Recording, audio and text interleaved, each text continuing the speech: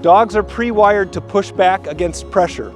That's the oppositional reflex. So here's where it gets tricky.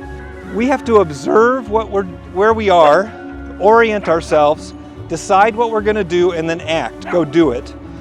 That shows leadership to the dog. When we just get up and wander about, the dog's like, there's no leader in the house. I'm not going to say anything. It's going to look uncomfortable in the beginning because he's not going to know it's coming. It's not going to hurt him. But this is how we teach the dog eventually to stay with us.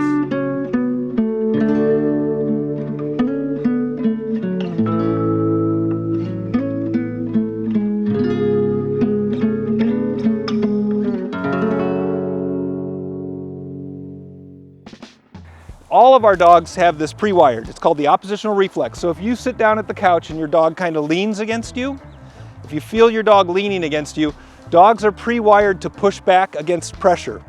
That's the oppositional reflex. So here's where it gets tricky. When the dog pulls on me, all of the pressure is right here in the front of the neck. So the pressure's coming this way. The dog's brain is conditioned to go against pressure, so the dog's going to go that way. So if there's pressure on the neck, and the dog's in front of us, it's getting a signal to its neck to keep pulling. That's pretty hard to work against.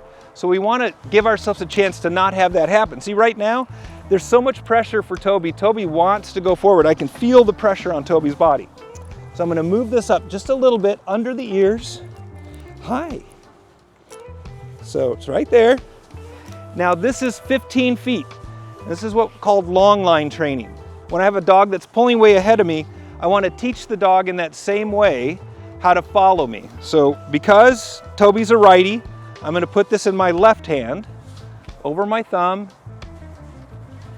and I'm going to hold it real tight to my belly, and I'm going to try to walk around this square from cone to cone with Toby by my side, but I'm not going to restrain him. When Toby gets out to 15 feet, I'm going to turn around and go the other way. I'm not going to say anything. It's going to look uncomfortable in the beginning because he's not going to know it's coming. It's not going to hurt him. But this is how we teach the dog eventually to stay with us, which is we're going to do the long line. So Toby, let's give it a whirl. And I'm going to go from cone to cone. I can't take another turn until Toby does it right. Okay, so if I get halfway down and he's pulling and I got to do a turn and go, I got to come back and start over. Come.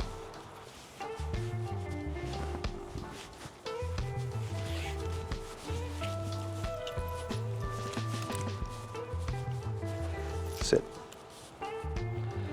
Sit.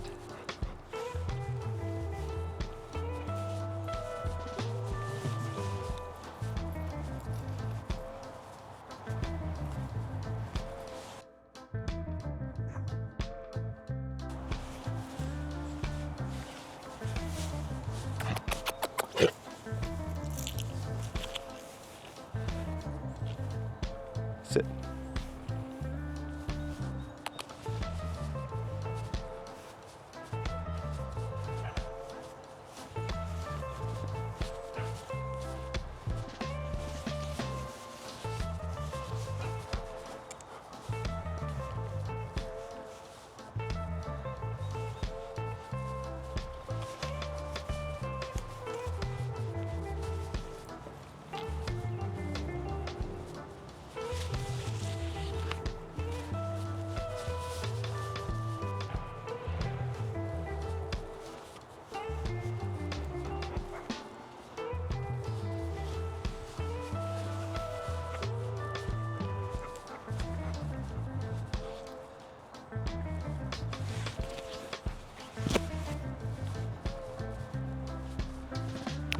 Come on.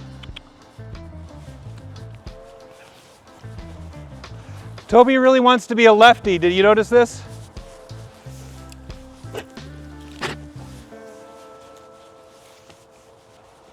Ready?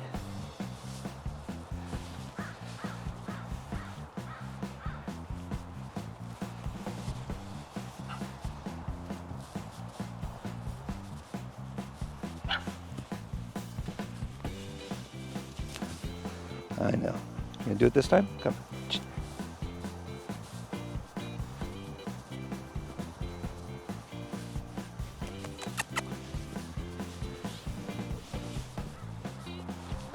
Toby, sit.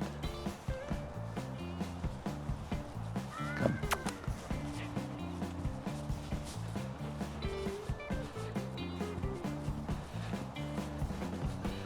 opposite.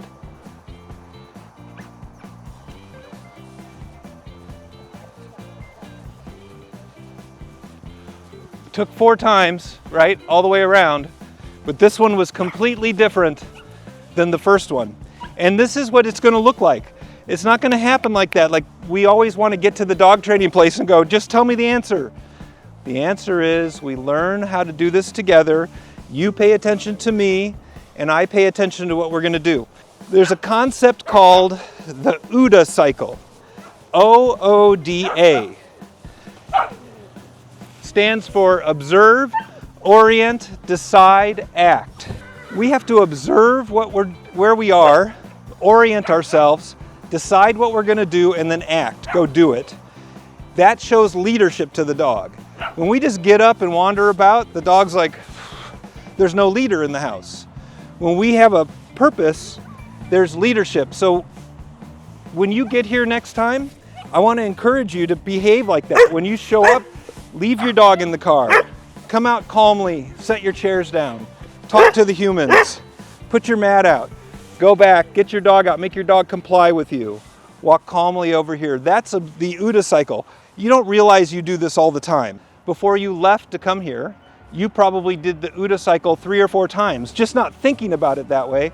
And ladies, you do it a lot and you don't think about it. So if you guys went to meet each other to go to the movies, you went to a late movie, you were in different cars, and mom was parked on the top of the parking structure. At the end of the movie, mom wouldn't just wander out to the car at 9 o'clock in the dark. She'd have her keys in her hand, probably her phone. She'd know where the car is. She'd take the right route to the car. She'd go directly. That's the OODA cycle. That's thinking about what you're going to do before you do it. And we are required to do that because they can't. The OODA cycle to them is eyes open, where am I going?